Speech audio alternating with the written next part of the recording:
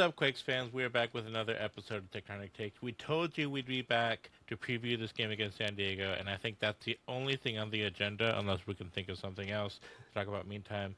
But, Devin, I'm thankful you could join us today. How are you doing? I'm good. It was a long day today, so I'm looking forward to the recording and discussing Quakes and whatever else to come. I know we had a couple of Quakes on international break. I don't know if you want to break the ice there first, but um, you know, good news on Oseni Buda. He did bag a couple of assists away. Um, did you witness any of the international games, Abram?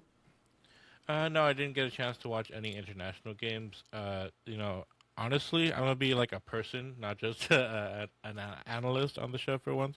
I've been really tired with we've done a rebrand. It's been 30 days since Tectonic Takes has rebranded, and just all the things that we have to do to keep up our image and make sure everything's working and get the whole team going in the same direction.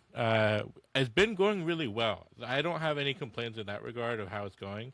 I'm super happy with the things we've been able to do, but it is catching up to me, and so soccer in general has been like, okay, I'm just gonna watch Quakes, and then like I don't even play FIFA very much anymore, just because like I have to chill on soccer. But no, so I didn't see anything in the international stuff. I do get updates occasionally on teams that I follow. I saw that USA got blown out 5-2. That's gotta hurt for you, Devin. Even though you're wearing all Ireland gear right now. That Um, still hurts too. We're eliminated from the World Cup contention, so. yeah. But no, can you enlighten us on how Buddha did? Uh, well, I personally didn't watch the game, but I know Buddha in his most recent game bagged two assists. So in that regard, it's something that I'm looking forward to him bringing his form over to the Earthquakes.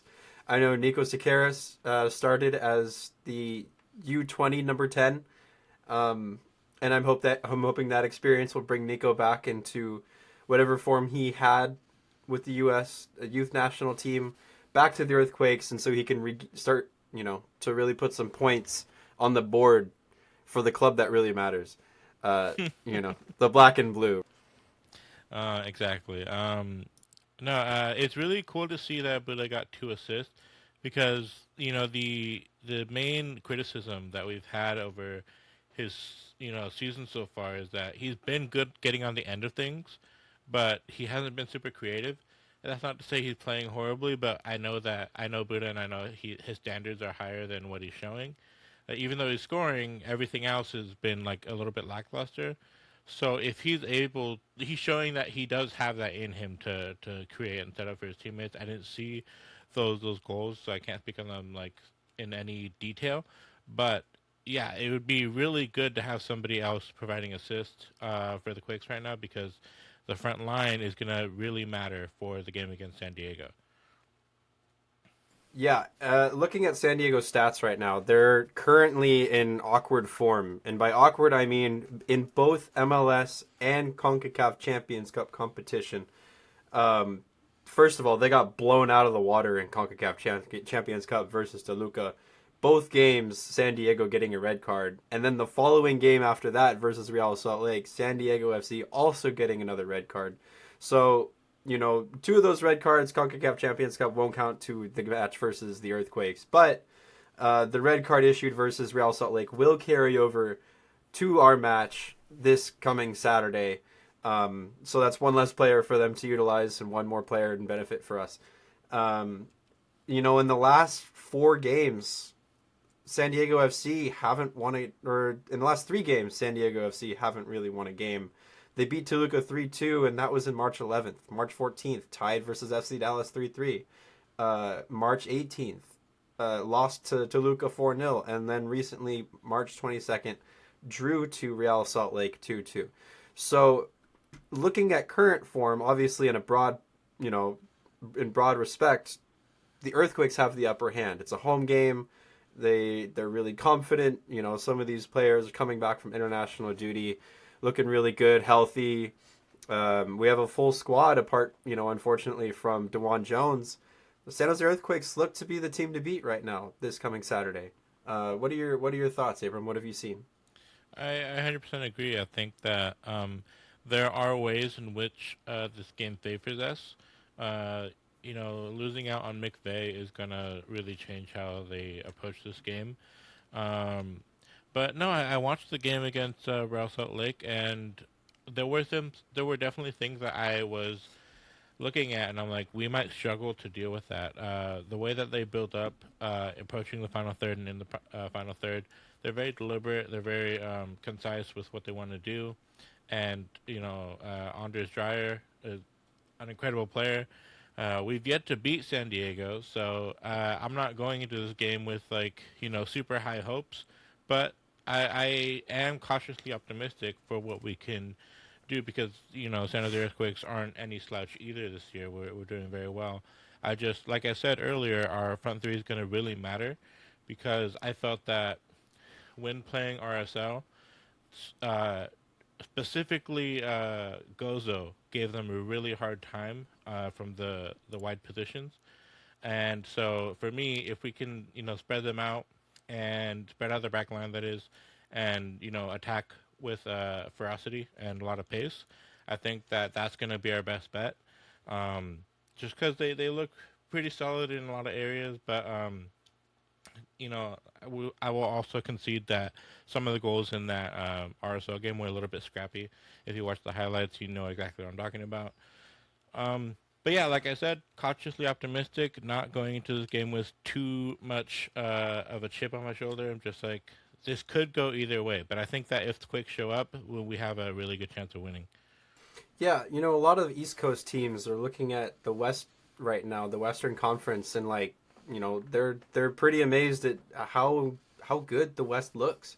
LAFC, Vancouver Whitecaps, San Jose Earthquakes, San Diego, like the list goes on and on.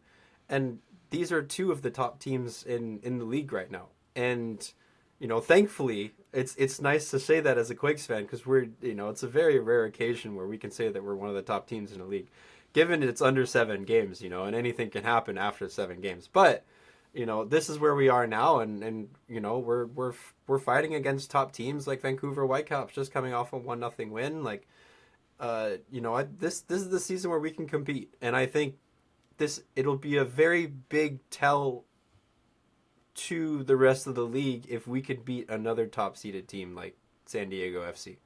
I think a couple of ways to do that would be forcing San Diego out wide, making him play out to the left, giving Pellegrino all the chances he can. I think if we can counter as well with pace, it doesn't really seem like San Diego is confident in defending, especially in recent games. They've conceded a heck of a lot of goals. So, if the Earthquakes just continue what they're doing, I think we can really find a couple of goals and push San Diego beyond their limits and make them, start to kind of collapse in a way. I think that's how we're going to win the game. Yeah. I don't have any advanced statistics here, but just looking at cold hard facts, they do have more goals against. We have only one in the 5 games so far. They have not lost a game yet. We have, however, we do have more wins. But even though we only have one goal against and they have five, they have almost double the amount of goals for. We only have 7 in 5 games, which isn't the worst. There's teams that have much worse than us. But San Diego has 13, and that's really good in the span of 5 games. So I think that they do have a lot of firepower, and there's going to be a big threat. For from their attack. Again, Anders Dreyer is somebody I'm very scared of. Not just his general play, but also against us, he's given us a really hard time in the past. And so, if we can nullify that, or to the best extent that we are capable of doing, I think that gives us the best chance. But obviously, it's much easier said than done. Um, Now I'm looking at the numbers here, and we look really good. And so I don't want to discount us too much. This could be another game like the Seattle one where we come into it like, okay, we can do this, and then we just get disappointed for whatever reason, or maybe they outscore us or whatever. Because like our attack right now, we're doing okay, but it's a little thin. How many goals do we have in the last three games? I think it's two. Yeah, I believe two. We scored one versus Vancouver, we scored one versus Philly, and then zero versus Seattle. Right. Obviously, Bolaru can pull a rocket out of nowhere, and that'd be great. But we can't rely on that to happen every game. This could be a draw as well. I'm not discounting that possibility either. But for me right now, my main concern is if we can match uh, their firepower with ours. Like they don't have as strong of a defense as we do, in my opinion, which is really weird to say as a Quakes fan. But going forward, if they can, if they find a way to stop Werner from doing Werner things, and that's not impossible. He was quiet against Vancouver because he had a back injury. Um, you know, what's our next option? Like you said, Judd, he's very good in certain situations, but if he's drawn out wide, if he's not able to make inroads through the middle, then he's kind of a non-threat either. Buda's coming into this game in good form after his stint with Burkina Faso, the last game he played for them. But I don't know. To me, I'm not super filled with confidence. Devin, do you think that you're more optimistic about this game than I am? Looking at our depth chart, honestly, no. I feel like this game is going to really come down to our substitutions or the substitutions of the game, benefiting San Diego or the Earthquakes.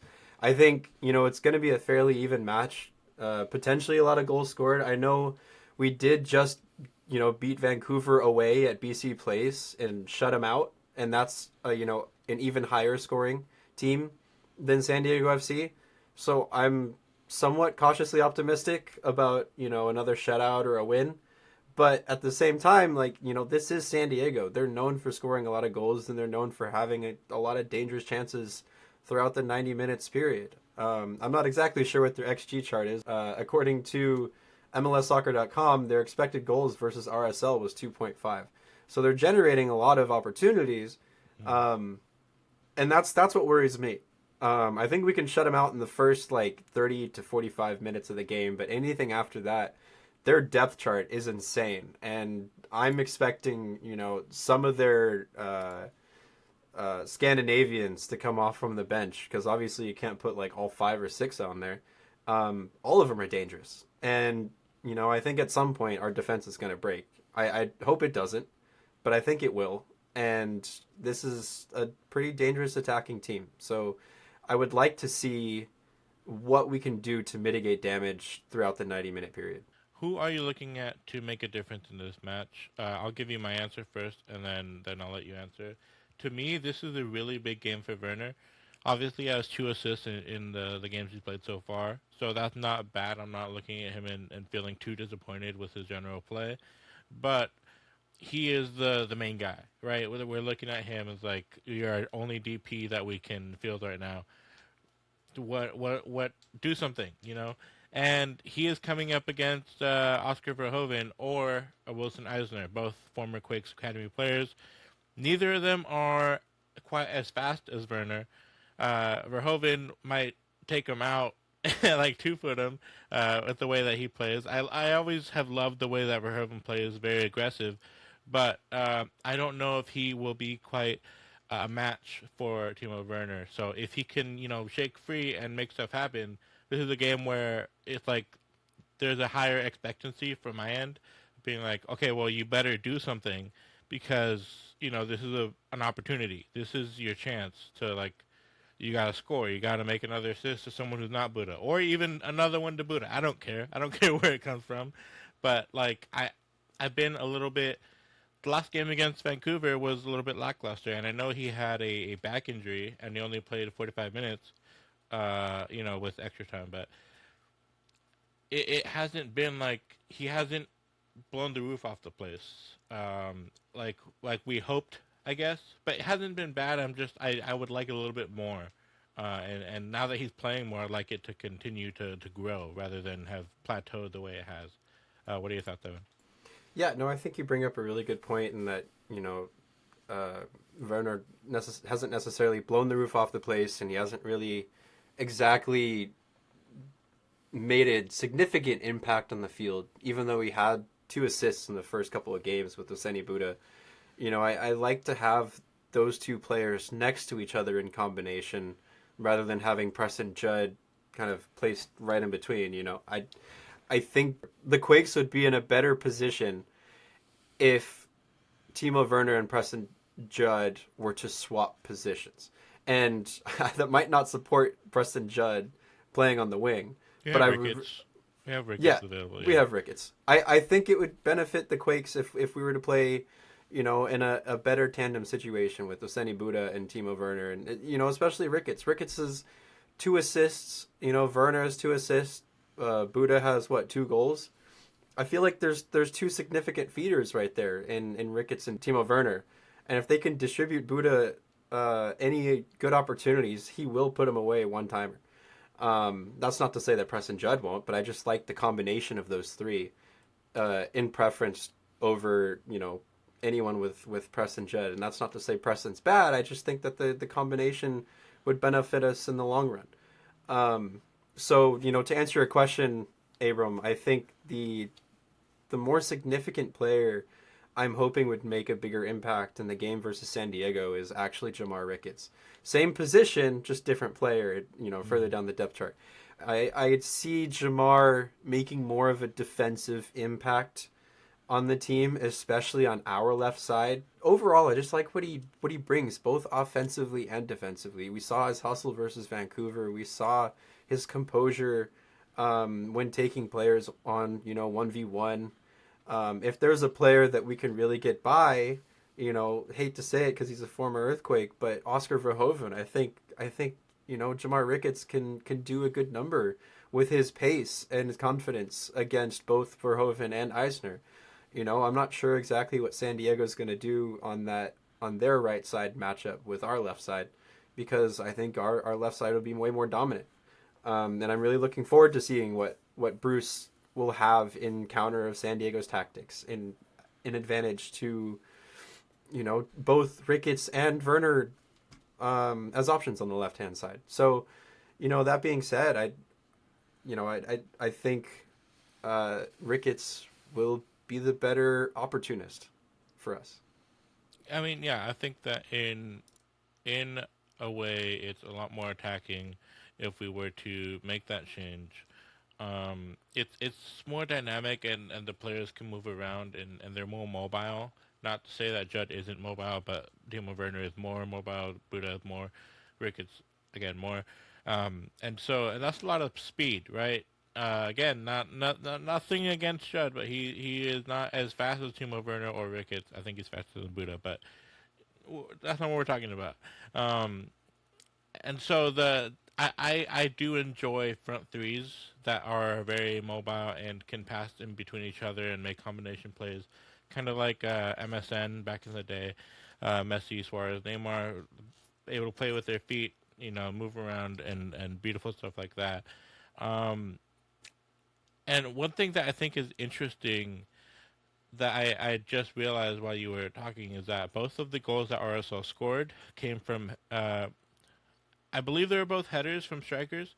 So their number 22 scored in the first half, and then Olatunji scored. I don't remember if that was a header or not, but it definitely came from a cross. Oh no, it came from a low cross, and then he scored like a bouncing ball. But either way, that's something that I'm realizing could work to our advantage if we can get the balls into wide positions. And Timo Werner he's very strong off the left, but I would like to see what he can provide in terms of creating different types of combinations. Because he's not the kind of striker that's going to stay on the last man. At least that's not what we've seen him play for us when he has had a few minutes there. He likes to drift into midfield and move wide and move around and create combinations with specific players. So I think that if we can create opportunities wide to put crosses to the back post. We've seen that San Diego struggled with that kind of thing, and that makes me optimistic. And again, I don't want to crap on Judd too much, but I was really disappointed with his play against Vancouver. I felt like I've said publicly I felt like he was out of it and not super interested. He looked like he got pissed off in the first half and then just stopped being Preston Judd and working as hard as we know he likes to do. Um, and so, maybe Bruce saw something similar, maybe not. It'll be interesting to see the different types of combination that we can go with in the front line, even with the limited depth that we do have up front, because Judd can pretty much only play as a striker. Um, Whereas Timo can play all across the front line, Buddha as well, even though I guess we know I prefer him as a winger. And Ricketts did play striker in college for when they needed him to, but I wouldn't say that's somewhere that we should like shoehorn him into if we don't have to. And he's very good on the left, and I love the crossing. It's very refreshing because we're used to inverted wingers. That's very popular in this league, and so somebody making crosses the way that Jamar likes to do is very refreshing. Um, During the week, Devin, I made a video on the current left back situation, and just if you haven't seen it, go ahead and go watch it. But I'm going to spoil that I picked Paul Marie as my favorite to replace Dwan Jones at left back. Um, and I don't feel too strongly about that. I don't think Paul Marie is like the the best left back to ever exist. I think that he has a lot of strength. I also think that Vitor Costa has a lot of strength in areas that Palmieri maybe doesn't. He's not super strong in the air, but he's not abysmal in the air like Palmieri. And so, different things for different times, different situations. But I am curious if you have a differing opinion to mine. If you think Jamar should go back there, even though he's like the only depth we have at left wing. Like, I'm curious to your thoughts on the whole thing. We had discussed this. We had this discussion a couple of times, and we agreed that if we pull Judd out of the left wing position as a sub or a starter, there's almost no depth at left wing, and I would rather have Jamar as a winger, specifically because Abram was really creative and made a whole bunch of jumbled a bunch of stats, I jumbled or him. jumbled. Sorry, Yeah, yeah, he had a whole set of organized stats out for our Discord server, and really put a good piece together. And it explained that Jamar had way better attacking statistics than he had more of like defensive statistics in comparison with Paul Marie, Vitor Costa. I don't think Benji was on there. no, I didn't, because we talked about this, and because you had mentioned that Benji can play left back, I do agree. I asked him how comfortable he would be. Put the clip. Wherever the coach needs me, I'm pretty comfortable there. So for me, it's not a big deal. It's not a problem. If that's where they want me, then I'll be there. He said that he'd be very comfortable playing left back. For him, it doesn't make much of a difference. But I didn't use him in the video. I didn't put him in the stats because that's another player, and it would have made a lot more work on me. But mostly because I really like him at right back right now, and like it wouldn't make sense to move things around. I think we have even less depth at right back than we do at left back because Victor Costa can only play one of those positions. But sorry, I didn't mean to interrupt you, but I wanted to explain why Benji wasn't there. No, I'm really happy you interrupted because I wouldn't have been able to put a cohesive sentence like that as you did. Spoken so well. So, to sum up, I do think, Paul Marie offers more overall than Vitor Costa. And, looking at the depth chart and the normal starting 11 for San Diego, I don't see a lot of height advantages. I don't see many players that are even taller than Daniel Muni. So this game, I would prefer to see Paul Marie to see how much damage he can cause defensively and offensively in link up with Timo Werner and or Jamar Ricketts. as a left back. I think he would offer more to the table versus San Diego than Vitor Costa would, and say Vitor Costa for more, uh, I guess, like in air um, matchups Yeah. versus any opposition. So that's kind of where I stand. I think Palmery can offer more versus San Diego, and I would like to see his combination with other players that we have. Yeah, something I don't think I got across enough in that video is that I don't think we should throw Vitor Costa in the garbage bin because Paul Marie has better stats in certain areas.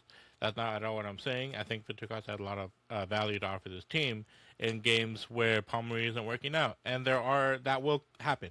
We had to stop playing Paul Marie at fullback because he was getting beat at the back post every game. It was terrible. Um, and so, yeah, that's a very obvious situation where if you think that somebody that Paul would end up marking would beat him in the air, you go with Victor Costa. But when you're attacking with your fullbacks, Victor Costa looks lost sometimes. I know that he has scored goals in the past, just miraculously. He has set things up for himself, and in the past, found success in front of goal. But I don't think that's something that we should expect. A lot of the times, where he just happened to be in the right place. Palmery, I think, can give you that more consistently. I think that he's more sophisticated in the build-up, and he also is a threat from range. We say Palmery only scores bangers as kind of a meme, but it is a genuine statistical outlier that this left back is scoring so many goals, or right back, or whatever he was playing when at the time when he scores those goals. He can shoot from range and he can score really crucial goals, and so that's not something that we should forget about. That is another imagine having Paul Marie scoring bangers, and then you have Bo LaRue score another banger. And then, that provides so much more threat from range if we have both those players on the pitch at the same time, because then they're trying to mark both. You have anything to add, Devin? Yeah, I mean, I think you hit most of that nail on the head. The Paul Marie, Bolaroo, they offer a lot of defensive pressure from San Diego. They kind of force San Diego to push higher up with those opportunities from outside the box. And knowing that both of those guys can score at any given moment, wherever they are on the field, is pretty crazy. And, gives a lot of advantages to the Earthquakes in terms of, how to shift their tactics and whatnot. And I don't want to get too deep into that, but overall, I agree. I would like to point out, though, I do want to see more offensive goal scoring creation from Timo Werner. We had discussed this, whether it was in the Discord server or in person. We haven't really seen Timo Werner take many shots on target. Something that San Diego could take advantage of is limiting Timo Werner to distributing the ball to other teammates. If they can restrict the passing lanes from Timo Werner, I think they can shut him down, to be honest. I want to see more from Timo, and more as in taking shots on target and generating chances and testing the goalkeeper more. We haven't seen that from Timo, and we saw it more with Chelsea and RB Leipzig. I want to see it here in San Jose too. Show us what true Timo is all about. Yeah. No, we've all seen the highlights. Well, hopefully he has a really nice goal catalog in and around the box. And that's the main thing that I was trying to touch on earlier when I said I would like him to do something. At least test the keeper. At least get some shots on target. If they're saved, they're saved. But do it, because he doesn't look super threatening. He looked really good against Seattle, but not. We lost that game and we didn't score any goals. And we only had the highest XG chance was Preston Judd with .4 or something. It wasn't. There was flashes of what's to come. I think with his speed and able to take the man to the end line or cut in, but if he's not cutting in and then ripping a shot and getting us closer to scoring or looking dangerous, then I don't know what the price tag is for, because it's just we need somebody that's effective and doesn't just look good. I'm not accusing him of being just a look good player, but it's time to see more from him. I think that is what his fourth appearance, maybe. Yeah, I think fourth appearance for us. Um, and it's tough to say because he got two assists right away. So 2 assists in 4 games. We're trying to manage expectations, but I would like to see more from him in just overall play. Even if it doesn't culminate in a goal or assist, I'd like him to test the goalkeeper a lot more, like Devon said. Yeah, I think this is also us trying to set a consistent standard all the way to the end line of the season. I think the first 7 games are important for getting your legs under you. I think it's important to set a standard for the rest of the season, and there's no better way to do it now and to hold that same accountability to the players and consistency all throughout the season, especially during big game moments like versus San Diego. They've been a consistently hot team since they've come into the MLS, and they're still going to be a hot team after we play them. So, if you want to really test your team's mental strength, mentality, you got to win these games, and you got to compete. Whether you win, you draw, or loss. If you keep it a close game, that's one thing. But if you're getting blown out like 7-1 like we had years ago versus Seattle Sounders, that's another thing. I really hope that we can utilize our attack to generate a lot more scoring chances from many different areas of the box than the same area we've consistently seen. And I think that was like around the penalty range, the penalty spot range, that kind of distance away from goal. I think we need to see more options from other players and not just like Preston Judd or Oseni Buddha directly from the middle. We need to generate more opportunities so San Diego's kind of sitting there confused, wondering what to do next or how to reevaluate their tactics. That might be the inexperienced coach in me, kind of asking for those things, but also at the same time, we need more consistent, difficult chances on target all throughout the 90, rather than those once, twice chances a game like we saw versus versus Seattle with that one Preston Judd opportunity. We just need more of that, and I think that'll win us championships, along with our defense. Obviously, defense wins us championships, and our defending is good. We've only conceded 1 goal for this season, and we hope it continues that way. But in order to get to a championship level squad, you also need to score goals too. And 2 goals in 3 games, you want to see our team pick up the pace there. Yeah, and I hate to say it, but some of that falls onto the shoulders of Nico Chukaris. I'm not saying that he's playing poorly at all, but I would. I've seen better. I think in the beginning of the season when he was leading the charts, I don't know where he is on the charts right now for key passes, but it slowed down, I would say. So if he could, get more of those, I think that we'd be in a really good spot. And he really is the guy that's going to help just mesh everything together, and I do think he's capable of that. But it's just like similar to Timo. I'm not saying that they've had bad seasons or anything. We're playing really well, but just like a little bit more, like a little bit, and not just more, but in the right spots. I need Nico to get those passes into the areas that will create goals and create really dangerous opportunities. There was a pass from Nico Shakaris to put Timo Werner in on goal, where he got the ball on the left and he kind of played it behind the backs of the 2 defenders and then put Timo just straight in at the edge of the box. I don't know if you remember the opportunity I'm talking about against Vancouver. I saw it on Twitter where somebody said like this through ball from Nico Shakaris makes me feel things, and I was like, yeah, that's what he can do, and I saw that like about to happen when he did it, and Timo just wasn't lethal enough in that instance. I think that it was his. I think that it probably was had to do with his back injury. That's a really hard thing to play with. But yeah, if we can get more things like that, where Nico played the pass, he did his part, but Timo didn't. There wasn't enough ferocity for me. I wish you'd seen the clip, Devin, because it was a beautiful pass from Nico. Yeah, I think I know what you're talking about. And the pass was from our own defensive half of the field, right? No, And it was a it was thread. it was in the middle third, but on their side of the halfway line.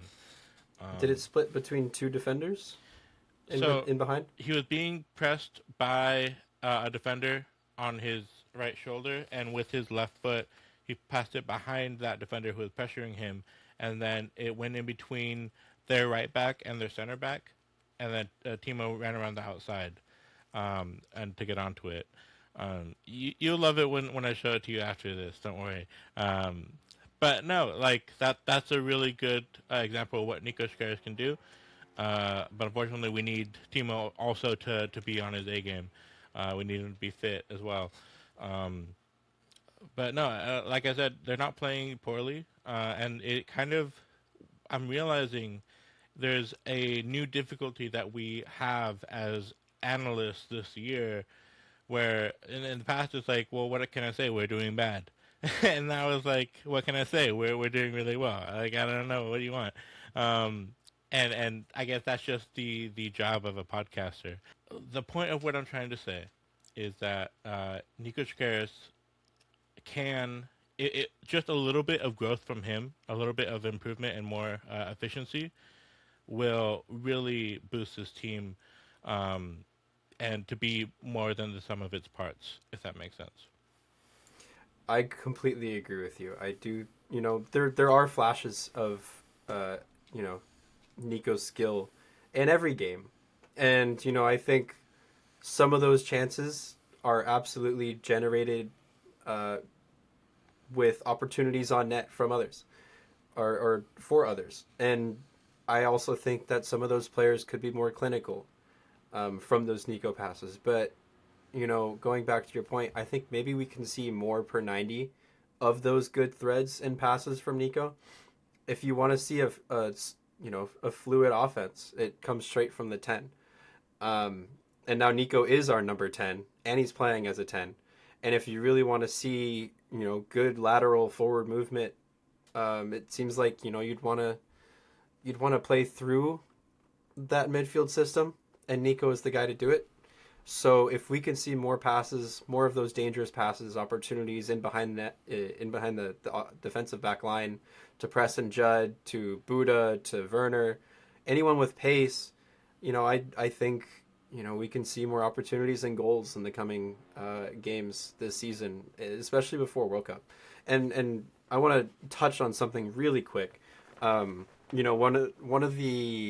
guy from Atlanta United reached out to both of us asking for quotes. And, one of the questions was, who do you think is going to, or how do you think Timo Werner is going to make an impact for your team? And I had answered that I think Timo's biggest impact will be after the World Cup. I think the first couple of games here may come with a somewhat hot start, but I think you're going to really see consistent numbers after the World Cup, and I still think that might stand true, given his injury status. If he remains healthy, that's great, and if not, then we may not see a good Timo for a good while. But I'm expecting Jamar Ricketts to somewhat be that performer until Timo kind of gets fire under his feet, and that in my opinion, won't be until after the World Cup. So that's kind of like when you're asking me questions about whether or not Jamar or Timo will start. I think Jamar, if he really wants to make a consistent impact and be a starter, it's going to be now, because I think Timo is not going to be hot for another couple months. Yeah, What's I your take? mean, it's not just the physical aspect of it, which, despite what Bruce wants to be cagey about, it's clear that Timo isn't 100%. He looks really good. Like in games where he looked good, he looks fast. He looks fine, but it's obviously not 100%. It's not what his capacity is. He has more, and I'm very confident in that. And it's just a matter of getting fit again, and also getting to know the team and getting more acquainted. I think that is happening pretty fast. I think that he looks good with the team, but just I think that when we really get to see the connections, like at 100%, I think that this team will be much much stronger, um, and we will reap the benefits in the attack as well as the defense. Like it's not just going to be the defense that's getting the headlines. It's going to be that we can score too. Yeah. Abram, I have a question for you. Sure. Obviously, with the game coming up versus San Diego, there are a lot of former Earthquakes players on their team. Who would you be most excited to watch play against us? I mean, I Obviously, we wouldn't support. Sorry, we wouldn't obviously support San Diego, and we don't want them to, any specific player to Yeah. play well against us, because obviously we're here to support the Earthquakes and only the Earthquakes.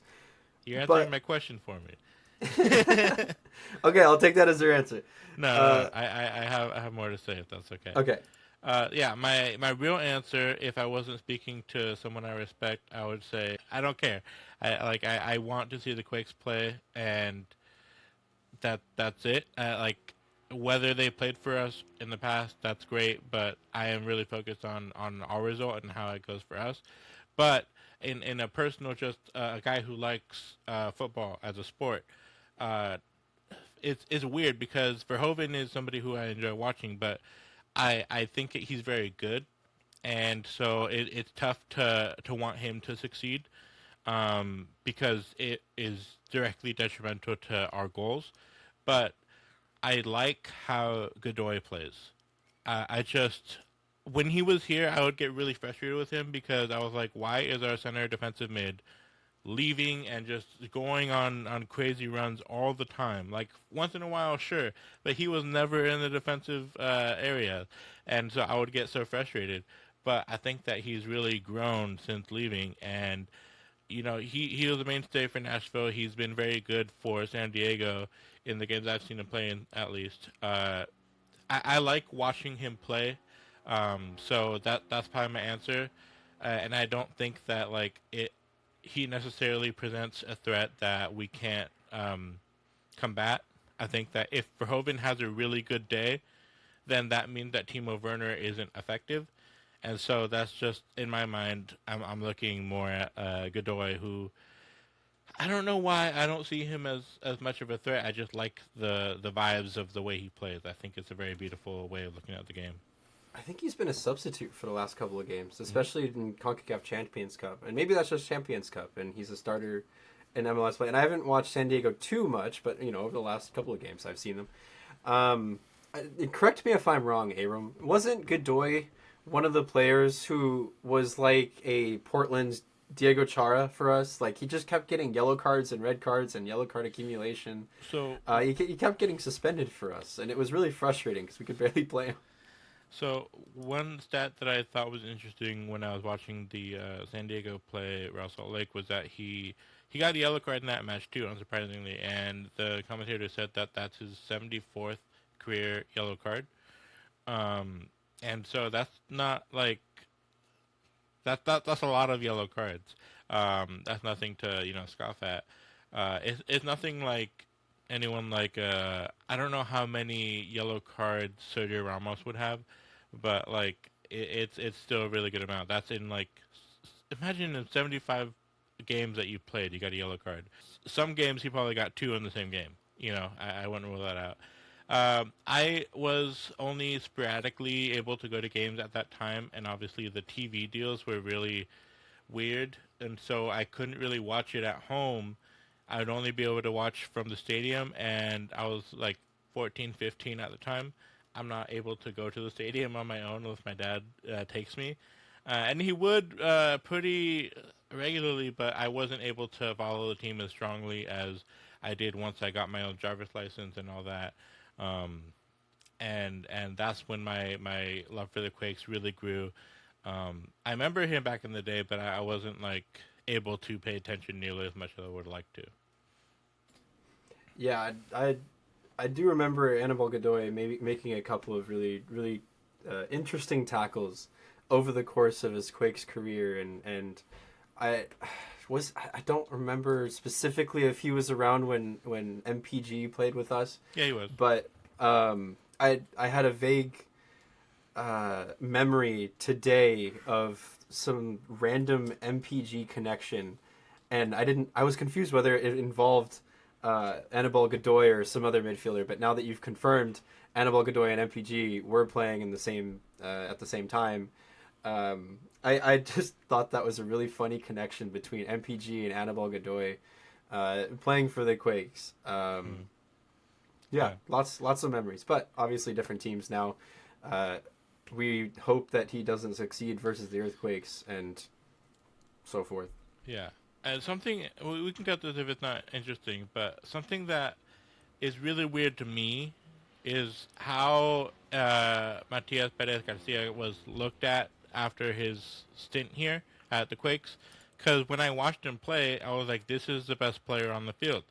This guy can dribble. This guy can pass. He can get through a bunch of guys. He has a lot of skill, and he's wearing the number 10. The games that where I saw him in were happened to be good ones, I guess. But everyone I talk to thinks of him as one of the worst players in Quakes history, and I'm like, how is that true? And I remember when we traded him for Darwin Seren. We don't talk about Seren very often anymore for good reason. But I was like, why would we do that? Why would we get rid of our best player in favor of Darwin Seren? And then I got memed in the Instagram comments because I said we traded our best player for some like 30-year-old center mid, and everyone was like, you think that Matias Perez is a good player? Like he looked good to me. I don't know. Yeah, that is interesting. I didn't See, I'm one of those that never considered MPG as like a good player for us. Okay, yeah, I'm curious. Like, what about him made him not a good player? I think there was just it could be like a personal thing, a personal vendetta against him, and that just like I hate that type of player that goes down and draws a ton of fouls when like he can shake off some of those chances and continue his opportunity forward. He never took that opportunity. He always just went down immediately after like the smallest touch. And usually you like to praise those kind of players on your team, and you hate them when they play against you. But I didn't like it when he did it for us as well. And I think that was one of the things that frustrated me about his game. Like, yeah, he did have a lot of amazing skill and talent, but I don't think he utilized it in the way we wanted him to. And, and instead he just drew a lot of fouls for us. So I think that was the part that made me feel like MPG was more of a mediocre player than a superstar or anything. I've heard a lot of takes where like I'm the only one who seems to like him. Let us know in the comments what you guys think about MPG.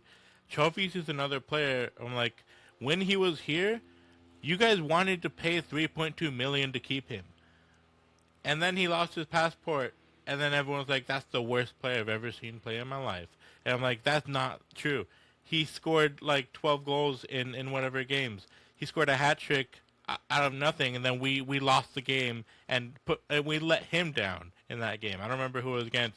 He scored a freaking Olympico, and then we're like, oh no, he's chubby. We don't like him. He was never good. He was very good, but obviously I don't think we should have kept him. I didn't personally feel that we should have bought him, but just the perception of how good he actually was is drastically warped from like what I consider to be reality of like a lot of games when he wasn't like available, we were like, we can't win because who's gonna score? Not trophies, because he's not here. Well, the other guy we had was Andy Rios. Like, come on, like what are we talking about? Comparing apples and bananas here. No. Apples and then like a rock that is bitten on the ground. Like, I think he brought a lot of offensive skill. Yeah, he wasn't pressing for sure. He wasn't defending, but he was scoring goals. Yeah, he was scoring a lot of goals, but man, that passport story overshadowed a lot of his career here. I think a lot of fans considered that passport story as kind of like an escape to leave the team. I understand. I am someone who likes to look at things very. I like to see the truth. Like I don't care about like emotions when I'm talking about an analysis. It hurt when he like that was betrayal, right? I'm not gonna like sugarcoat it. I think that he was a very good player for us. If we're looking at like, did he fit the super defensive man marking system? Of course not. But he played well for us, and he was one of our best players at the time. Espinosa's obviously better, and we have better players, but no, I think that the reality of how he performed for us is warped based off of the betrayal, and I do understand that, but I don't. If we're looking at the objective reality of how well he played, I don't like to factor in the passport because the passport to me doesn't. The passport wasn't on the pitch. I don't know. It wasn't so reflective, yeah. And I think comparative to like with all the other players that we brought in, Trophies was probably the most impactful player that we signed. Yeah. And here we're on a large nostalgia trip. So if you're still listening, I thank you dearly. But nonetheless, like Trophies offered a lot, and that's indisputable because he's got highlight reels. He made us famous on ESPN. Not like we weren't already famous, but he had a lot. He was a very, as the new generation would call him, a clippable player. He had a lot of clippable moments in games, and that brought a lot of attention and eyes to the Earthquakes from analysts and enjoyers of the sport in general. We needed a Trophies in that time, and I'm glad we had him. It's just kind of unfortunate that a good majority of the fan base considered that passport story as an overshadowing moment of what he actually brought to the team. Yeah. And that's just like my personal take. I think without the passport, I think if he didn't lose it, if he didn't lose it, he would be Quakes the Streets Won't Forget player. What we call them. I think Cato is probably another Cordell Cato, another Streets Won't Forget player. And then we have Lenhart and Gordon, who aren't Streets Won't Forget. They are legends, but just under them is Cordell Cato. Who else? Jordan Stewart. I don't know. Maybe, I can't think of any on the spot. I don't know if you would Goodson. consider Flo Youngworth the Streets Won't Forget player. I would, yeah, I would. That's a really good one. Marcos Lopez. Lopez was good too. Yeah. Where is he now? FC Copenhagen? Yeah, in Denmark? like that, yeah. Yeah. Uh, I miss the guy, low key. I might be the only. That's a tectonic take. That's a tectonic take. But I do miss Marcos Lopez. We're talking about left backs a lot. Right. I think he would be a good left back for us I right think now. that if we had someone like him, if we had him here, it would be no question, and it would give Dewan a really hard time. I think that Dewan would have to compete really hard with Marcos Lopez. Honestly, I think that it would probably be Dewan on the right and then Marcos Lopez on the left if everyone's healthy.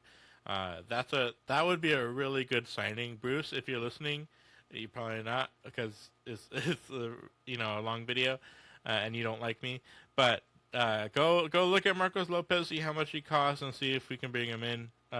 You can take a flight to Copenhagen just like you did for Werner. It'd be great. But that's neither here nor there. We hope you guys enjoyed our analysis of the upcoming game against San Diego. Devin, do you have any closing thoughts? I have no closing thoughts except for the fact that we'll see you guys at PayPal Park this Saturday, and we hope you guys have a good time this weekend and enjoy the rest of your week upcoming leading up to the game. Yeah, one thing I want to touch on before we leave is that Preston Judd's dog did go through surgery, and he is doing a GoFundMe to raise funds for the surgery. It is a $30,000 surgery, and it's a very rare affliction that his dog picked up.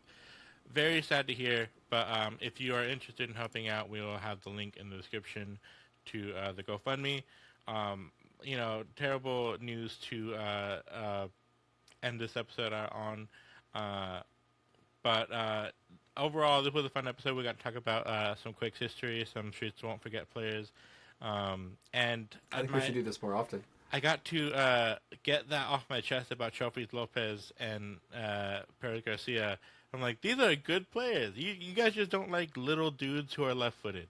Little tiny left-footed guys. I don't know if the fans would like this segment, but I would like to add a couple of segments here and there throughout the season of like Streets Won't Forget players and kind of talk about them and their impacts, and then kind of like compare it to like players we have now. Yeah, let us know if you guys liked the more chilled out vibe. We didn't have too much of a structure going into this episode. We just want to talk about San Diego, but obviously it was a fun conversation talking about a whole bunch of things. So if that's something that you guys like, let us know in the comments or in the Discord. You guys know where to find it. But yeah, we will be back after the San Diego game to preview, to go over that game again, and then preview the game against Sporting Kansas City. But until then, go Quakes. Go Quakes.